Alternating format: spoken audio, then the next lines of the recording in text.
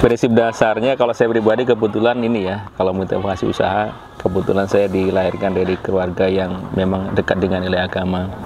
Jadi mencari nafkah itu harus punya nilai ibadah sih, gitu. Itu saya kira itu hal yang kemudian akan mengkait itu ya. Terus kedua, yang saya alami pembelajaran tentang usaha ini, nilai termahal itu namanya trust, kepercayaan, komitmen janji, tepat janji, punya utang.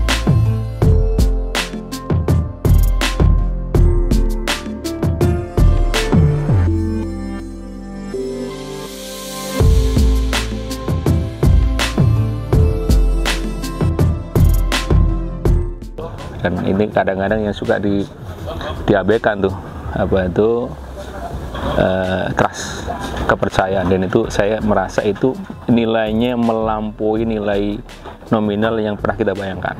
Dan itu di mana didapat? Karena tadi ada orang-orang yang percaya dengan kita, yang sudah sekian waktu bermitra dan percaya dengan kita, dan masalah itu pembiayaan itu menjadi sesuatu yang tidak terlalu penting, nggak substansial begitu loh, itu.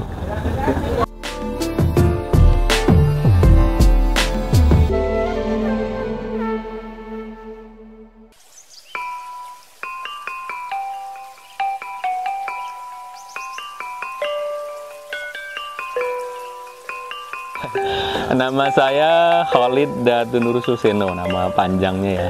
Biasa dipanggil Khalid.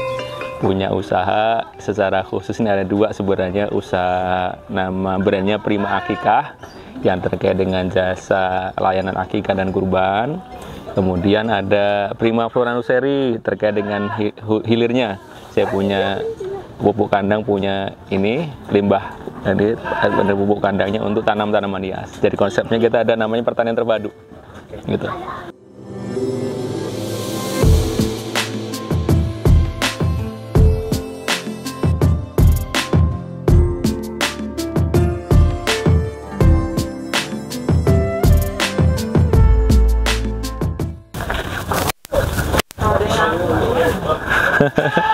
Ibu izin nanti langsung Mas Ari sama Mbak Desa ya. Nanti tidak sama Mbak Desa. Biar tercatat nanti nganternya kapan ini ya. Ya makasih Ibu ya.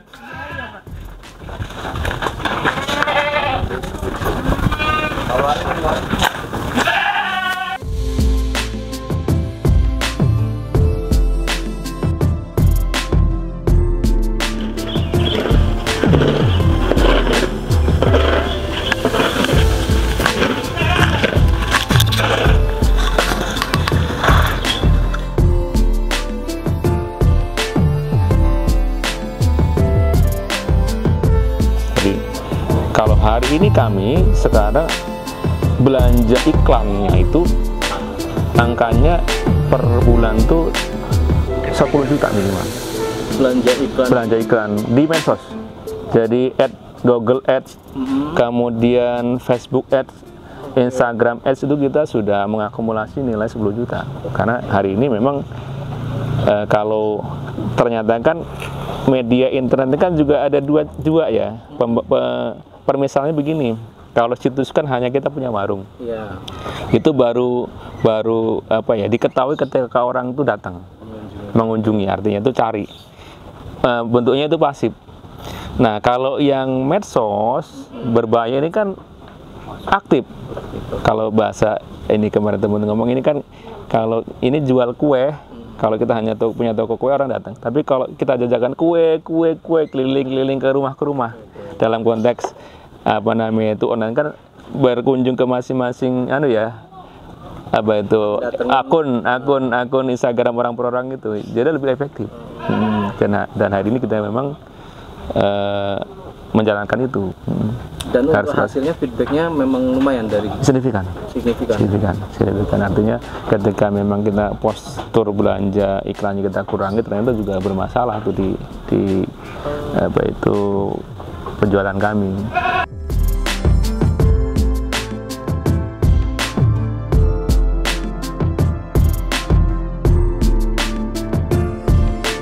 Ya kalau saya itu sudah kepala 4, nggak mungkin lagi ngotak-ngatik medsos. Itu hal yang bagi saya pribadi ya kalau harus belajar dari awal itu berat. Tadi kolaborasi, saya memang sekarang ada tim marketing yang memang anak-anak sekarang kan saya kira yang masih di umur 30-an kan jago di grafis, jago medsos. Saya memang ada tim khusus di sana.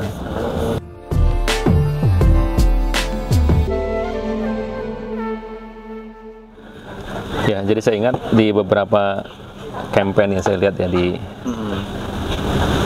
UMKM, biasanya di pemerintahan itu kan yang sering muncul kan kata-kata kolaborasi ya.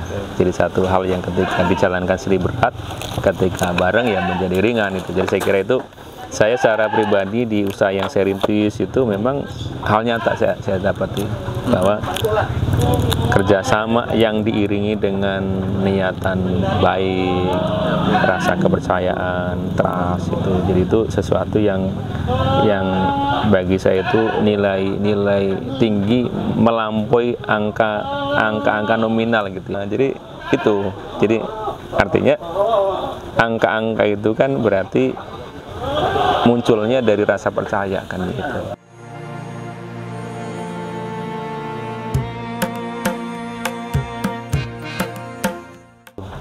Jadi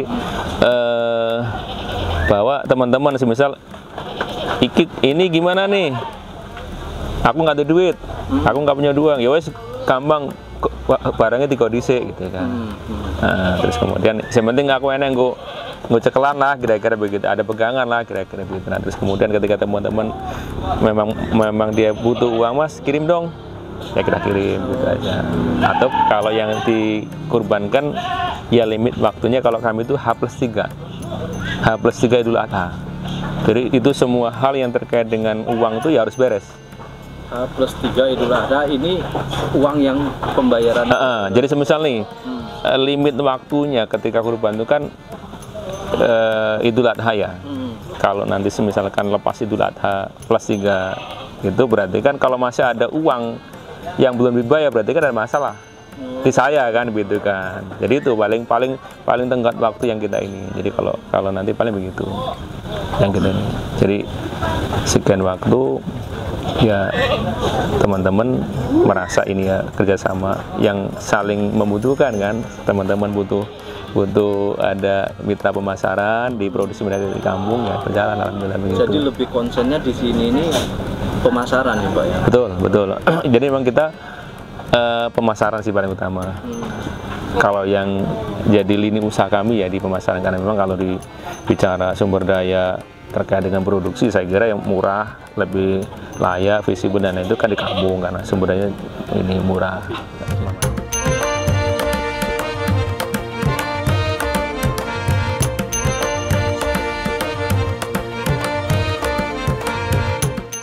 Nah, kalau saya sekarang lebih ini kan konsennya ke mitra penjualan. Nah, saya ini adalah Lampung Farm Group ini sebenarnya ini kan dalam kaitan mengcover teman-teman yang ingin bermitra kita di pemasaran. Nah, ini. Jadi sekarang ini kalau kandang saya ini ada 5 brand apa itu akikah di sini. Saya sendiri Prima Akikah, ada Jasmine Akikah, ada apa itu Akikah, Hol Akikah, kemudian ada Sentra Akikah Al-Firdaus, ada juga Rumah Akikah, itu yang pusatnya di Bandung, punya cabang di Lampung, itu mereka lebih konsen di pemasarannya. Nah, nanti kandangnya di kami gitu, dan itu lebih murah.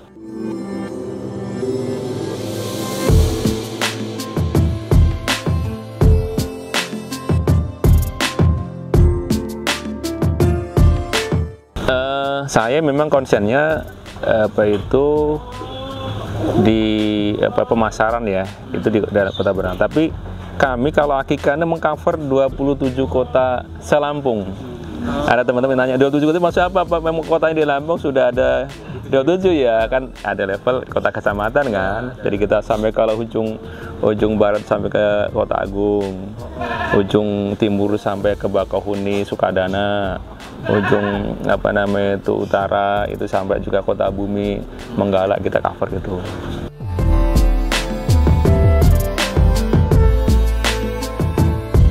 Sekarang kita kan dimudahkan di medsos ya, media informasi terkait dengan cara orang pertama kali kalau mungkin ketik akikah di Lampung nanti keluarkan medsosnya, atau di mesin mencari Google nanti keluar jasa alasan akikah gitu kan.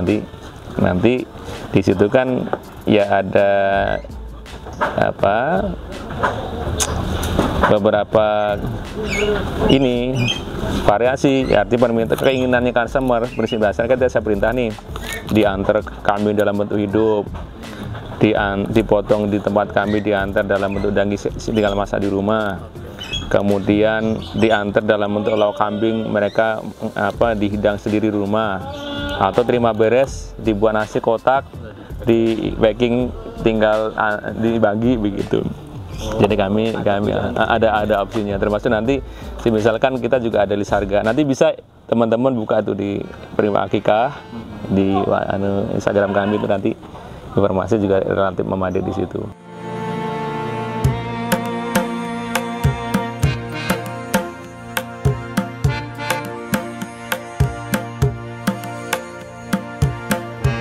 Ya, masalah pesan kurban lebih enak kalau saya seneng teman-teman datang melihat pilih di kandang, ngopi dulu juga lebih bagus. Kita ada tempat untuk santai-santai gitu kan, karena tempat yang leluasa di Bandar Lampung kan terbatas ya. Kita kebetulan ada lokasi relatif memadai, ada 4.000 meter persegi di sini, sehingga nanti kalaupun nanti main, termasuk ada nilai pembelajaran ke keluarga, ngajak keluarga main ke sini milih kambingnya, itu saya kira kami bersenang hati, dan itu nilai lebih di situ.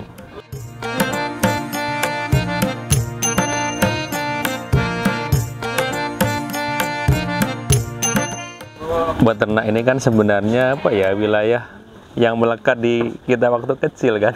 Dulu ngarit, ngangon. Saya mulai ngasih makan sapi itu umur 3 tahun.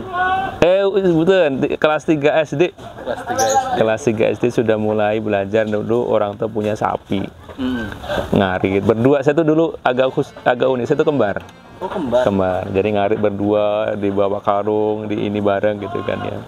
Nah, jadi tapi memang dulu kan kalau di kampung hal yang begitu kan melekat ya. Pulang dari sekolah nyari pakan untuk ternak, terus kemudian ya mungkin jadi hobi begitu ya. Jadi orang kampung, selera kampungnya nggak hilang sampai sekarang.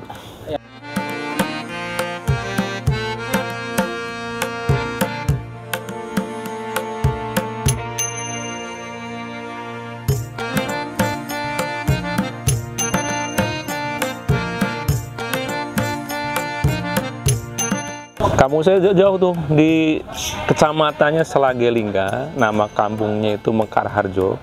Dukang Harjo Mekarharjo itu kalau di Lampung Tengah atau Lampung Tengah bagian barat. Jadi kecamatan paling ujung yang berbatasan dengan Taman Nasional Bukit Barisan ya sana ya. Jadi dulu ya kecil ya belum ada listrik, masih belajar pakai lampu itu ya. Lampu teplok gitu kan ya. Kalau bermain seru tuh ya bulan purnama gitu kan. Jadi itu kenangan masa kecil yang kemudian ingin dikenang terus, dan hari ini menjadi profesi. Hobi beternak. Dan dulu ingat kalau latar belakang tentang budidaya memang kita dapat dari kecil. Terus proses dulu ketika belajar, saya dulu ingat ada beberapa majalah Islam itu yang porsi iklan layanan akikah, utamanya kalau untuk kaitan dengan layanan bayi orang muslim itu ya, dan kurban itu porsinya lumayan besar. Nah saya lihat ini dunia saya waktu kecil nih. Sekitar tahun berapa itu Pak? Itu tahun 99-2000. Oh, 99-2000 dulu ada kan dulu era punten era media informasi cetak itu kan masih banyak ya, ada ya koran, kemudian tabloid mingguan, dua mingguan, gitu kan, majalah gitu kan. Jadi termasuk dulu media cetak yang khusus spesifik di mensasar kaum muslimin kan banyak juga waktu itu kan. Nah dulu saya memang juga aktif kalau di kampus tuh kan lembaga dakwah kampus dulu, kalau di Masih kampus Unila dan Masjid Al-Wasi saya memang bagian dari pengurusnya dulu. Jadi awalnya dari situ saya lihat ada porsi di media-media Islam itu, majalah itu ada iklan-iklan layanan akikah itu. Nah jadi saya lihat dulu menarik nih, ini dunia kecil saya nih. Dulu ternak kambing, sekarang naik kita pengen juga jualan kambingnya begitu, 2006, 2005 itu 2005 lah ingat saya mulai saya dulu ngelola buletin Jumat. Nah saya kasih tuh iklan jualan kambing begitu, dan seperti itu ada respon kan, itu mulai ada yang tanya, ada yang kemudian transaksi, sampai waktu itu ada Haji Darno, itu orang Sandimas, momentum kurban itu saya pengen jualan. Jadi waktu itu sebelum Mall Bumi Kedaton itu ada, dulu kan lahan kosong. Nah saya ngelapak kurban waktu di sana. Nah mulailah punya jaringan mitra kan dari situ kan. Ini kalau hanya momentum 1 bulan sekali kan, 1 tahun sekali ya di kurban itu kan terbatas ininya. Jadi dari situ ya kita mulai intensif, ada orang yang memang bisa diajak bermitra, kita buat brosur waktu itu, terus kemudian ya kalau nanti ada order kita ambillah dari beliau kan gitu. Nah waktu itu proses di sana kan kita punya daftar harga dengan kelas-kelasnya ya, tapi karena itu skala perorangan mungkin waktu itu juga ada kendala, Mas ini kambing yang tipe A, tipe B itu mana yang kambingnya ya? Karena faktor ini, karena kita hanya ini ya, kandang kecil, jadi memang gitu, karena orang lain juga ya, waduh nggak ada nih ini kambingnya gitu kan ya. Kelas-kelas itu nggak bisa dipenuhi, sampai 2011 saya memberanikan diri buat kandang. Buat kandang itu juga bukan serta-merta kan, mimpi buat kandang itu ya nabung dulu sampai waktu itu bisa buat kandang bertahap gitu ya. Kandangnya jadi bingung dari mana tuh ngisi kambingnya kan. Nah ingat dulu di kampung kan ada istilahnya gaduh kan ya, kambing itu bisa dijalankan di sini, kita punya kandangnya, kita komitmen untuk meliharanya, nanti ternaknya diambil dari mitra kan gitu. Satu ini tuh kapasitas 50 enggak sampai 30 ekor, habis 30 ekor. Nah dulu kambingnya dari mana? Sampai kemudian saya kabarkan ke teman-teman, saya panggil teman, ingat saya itu ada Mas Sidik, Ibu Nur Hayati, ada beberapa orang itu, Pak Zulkifli Mansur, ada ini, sampai terkumpul ada uang 2 juta, 5 juta, 3 juta, sampai terkumpul 20 juta modal dari orang yang kita jalankan jadi sistem gaduh itu kan, dibelanjakan kambing, dipelihara.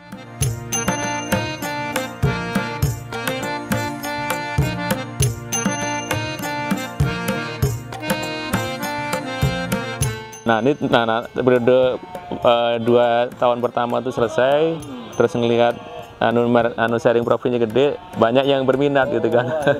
Berminat gitu kan.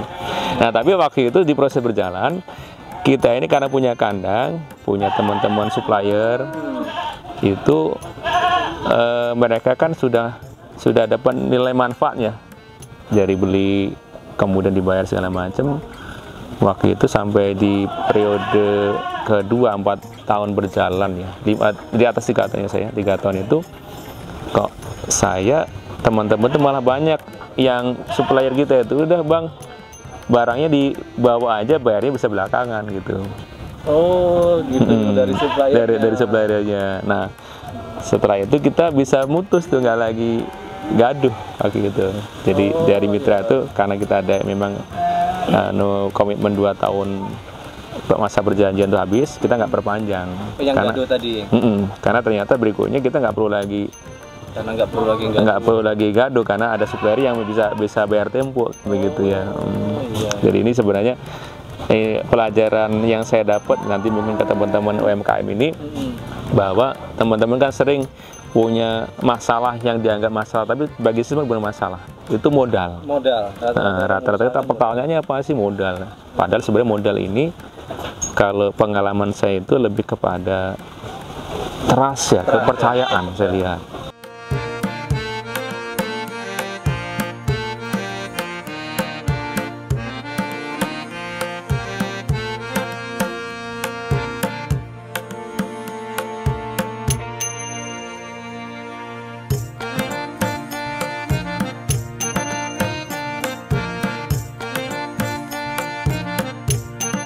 Kalau untuk yang di sini tuh pakan ngolah sendiri atau beli dari luar? Ngolah sendiri, tapi bahan tunggalnya kita beli. Oh, bahan. Jadi daun singkong yang sudah digiling, kemudian onggok dari pabrik tapioka, bunggel sawit dari pabrik kelapa sawit, kemudian limbah tumpi jagung dari gudang pengeringan jagung, atau bahan lain yang lain seperti garam sama molasses kita ada beli di toko pertanian. Ini kan kalau kita selama di sini kan nggak ada bau lah.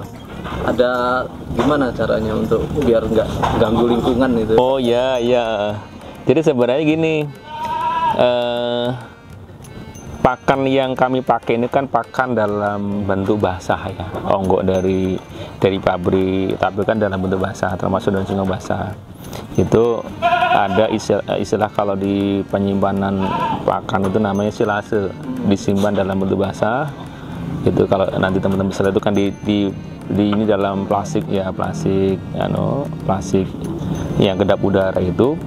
Nah, penyimpanan basah ini nanti di rentang 21 hari ada namanya proses fermentasi, sehingga satu itu menjadi nilai tambah di ternak itu kalau sudah di atas 20 hari itu pekerjaan rumennya ternak itu sudah terbantu di proses penyimpanan.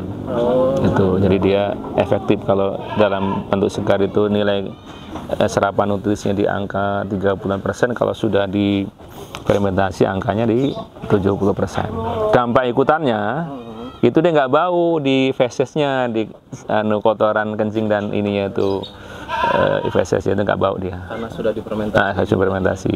Jadi nanti kalau fermentasi disimpan dalam bentuk basah namanya silase, ada dampak ikutan namanya fermentasi, tingkat ceceran lebih bagus, serapan nutrisinya lebih bagus, dan dia nggak bau. Alurnya begitu. Karena nanti maksud saya istilah fermentasi ini kan agak spesifik, karena nanti teman-teman suka kalau fermentasi memang ada semisal probiotik tertentu yang memang dicampur untuk mempercepat proses fermentasi itu. Tapi sebenarnya ketika disimpan dalam bentuk basah itu sudah ada bakteri baik yang dia memang berproses anaerobik ya di plastik-plastik itu. Itu jadi begitu.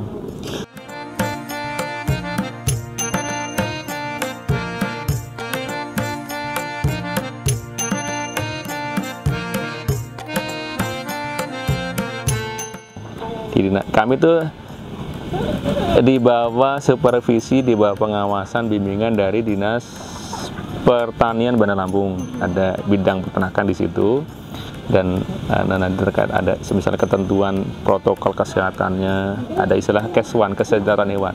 Itu sebenarnya ya kita karena bagian dari warga negara yang baik, ada ketentuan tentang itu kita jalankan, bahwa ya harus tersedia pakan yang cukup, makan dan minumnya.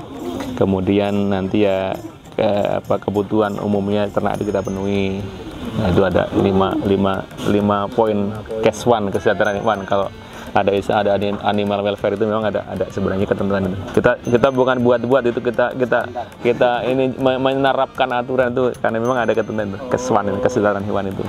Itu dari dinas juga yang ada yang ini untuk menjaga kualitas. Menjaga kualitas. Dan sebenarnya bagi kita itu ya nilai keuntungan, karena sampai gini, tetap ya ketika hewannya itu dipenuhi kebutuhannya, sejahtera, kemudian ya berarti kan gemuk, sehat itu ya dari nilai tambah, nilai jual lebih tinggi gitu aja. Risiko kematiannya kecil gitu aja sih. Tapi tetap ini kan karena kambing ini titip dulu, beli titip hamil 1 baru diantar, kan kapasitas kandang utama itu nggak memenuhi. Kita buat kandang-kandang tambahan. Ini juga posisinya tetap SOP-nya jalan, bahwa walaupun tambahan tuh harus kondisinya jangan sampai dingin, ada lantai paletnya, minumnya tersedia gitu. Tapi sebenarnya itu feedbacknya untuk kami. Artinya nanti kalau dia tidak standar kandang itu, resiko kematian tinggi, masuk angin kembung, malah apa ternaknya mati, itu kan malah modalnya hilang tuh. Jadi itu sebenarnya kita jalankan itu.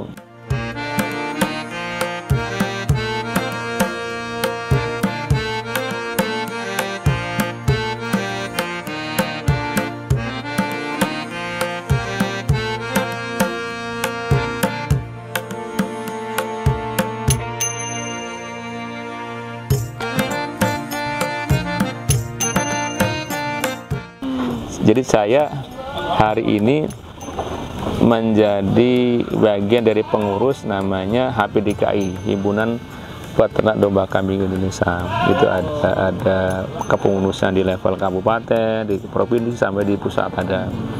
Nah, saya juga gabung di namanya Asosiasi Pengusaha Akikah Indonesia, ASPAKIN.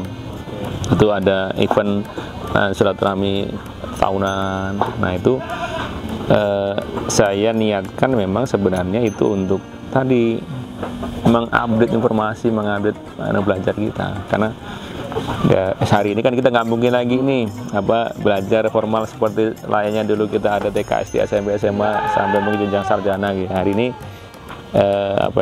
syarat itu saya kira terbatas dan belajar harus gitu. Jadi belajar di lapangan. Jadi nanti kalau teman-teman UMKM juga saya kira harus bergabung di organisasi profesi apapun bentuknya ya, maksudnya nanti teman-teman petani ada kelompok tani, teman-teman pelaku usaha kan ada asosiasi, harus begitu, karena saya kira nanti tadi konteks pembelajaran harus terus, juga konteks kolaborasi juga harus jalan. Dan hari ini yang mahal itu kan namanya informasi, dan itu bisa kita dapat ketika kita bertemu dengan orang lain. Kalau dalam bahasa agama silaturahmi itu penting.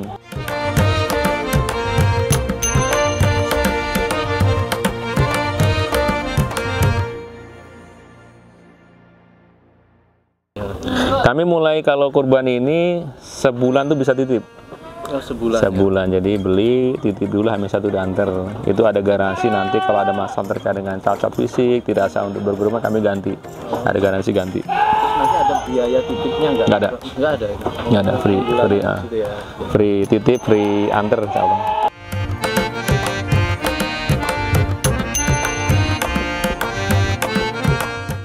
Kalau mau pesan, alamat kami di Jalan Purnawirawan 8 Gunung Terang.